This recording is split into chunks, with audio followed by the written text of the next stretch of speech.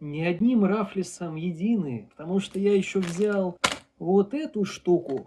Flamin' Hot Lemon Crunchy Cheetos. Я уже как-то, помню, пробовал. Тоже находил человека на Авито, заказал у него несколько пачечек на пробу, и вроде как мне даже это понравилось. Это, опять же, эксклюзив, как и Ruffles из предыдущего видео. Ага, ingredients. Но я вам, пожалуй, вставлю, что тут написано. Не буду вас портить слух своим чтением английского и попыткой перевода. Ну, такой состав вроде.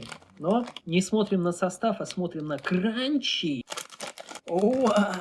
Интересно, какой у меня будет стул после этих кранчи читусов. О, мутант. Похож на слизняка. Ну, вообще необычно. О, остренькие. Прикольно. Вообще необычное сочетание остринки и лайма. Также даже можно заценить более-менее. Особенно, кто любит остроту и цитрусы, то вообще прикольно. Ну, типа крэш, только, ну, это, ну просто.